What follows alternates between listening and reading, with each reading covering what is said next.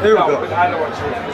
I'm here with Mark Too Sharp Johnson, who is the first African American ever to capture a world flyweight title. Thank you for giving me a little bit of time here during your induction weekend. Mark, during your prime, you were ranked as one of the top pound-for-pound fighters in the world, and deservedly so. But much avoided. Many of the top boxers of the day, to include recently passed Johnny Tapia, Danny Romero, Michael Carbajal, Ricardo Lopez, they never wanted to get in the ring with you. Is this because you were just too doggone too sharp? I think I was too sharp, but I think also,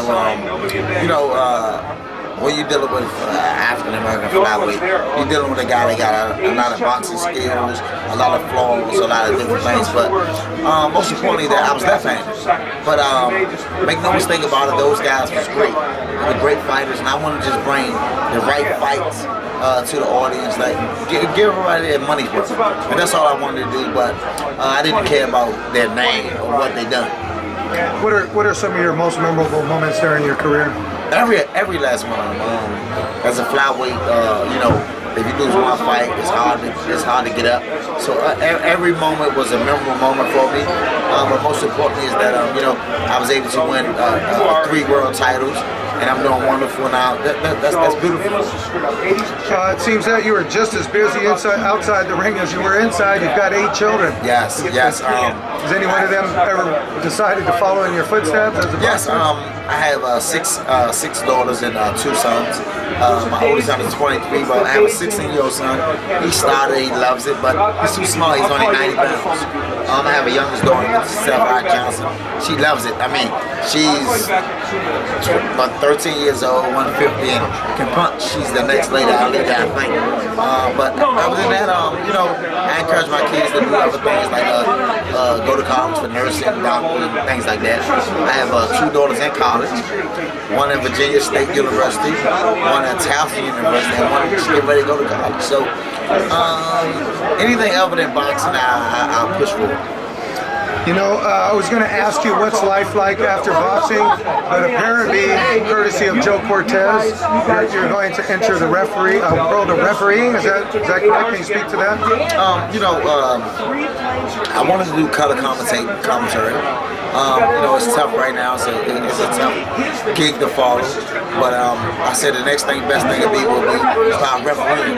Joe Cortez offered to be my mentor, and I'm going to take Joe Cortez on for that, and I'll start refereeing. So anybody that's giving these fights, these local promoters, call Too Sharp, Hall of Fame, I'm going to get ready to start refereeing. After a successful amateur career where you became the United States light flyweight champion, did you ever think the road would end up here at the International Boxing Hall of Fame? Wow, I didn't, but I always strive my career to become the best. I always looked at when Louis Hottie Curtis fought David McCarty for the IBF title. He lost. I looked at Arthur Johnson, who lost the world title. He lost. So I said, wow, I'll be the next first African American in history to win it, and I've done it. Not only did I do the flyweight, I've done the super flyweight twice. So I think I was a bit of a shoo-in. I was the first person that done those things. Now, I may be the first person that come back out of retirement to take one fight.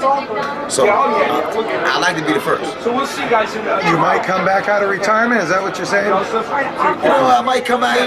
Anything I want to do, I want to be the first. So I might come back out maybe October, take one fight to become the first person to go in the Hall of Fame, to come back and win a fight. So I might do that too. And how old are you now? Pardon me for I'm only 40. I'm only 40. I think I may be the youngest guy that ever make the Hall of Fame, if I'm not mistaken. But as I came in town, people was like, you in the Hall of Fame? I was like, yes. They was like, you're too young. I was like, well, I'm only 40. But I started my career at the age of 5 years old. A lot of wear and tear on my body. And right now, I was a flyweight. I'm doing something different now. I was making weight my whole life. Now I'm doing something different with Fat Boy. So I'm really enjoying it, and I hope your company succeed. And I want bigger and better things for small companies like the company that you have. Anytime. So now that we're here and you ended up your journey in the International Boxing Hall of Fame, what does this moment mean to you? Wow, it's not a comparison. Marvin Hagler was a guy I watched my whole career. This is the first time I ever met him. You know, it's the John the Beast McGowan. The first time I ever met him. Marlon Starr knocked out.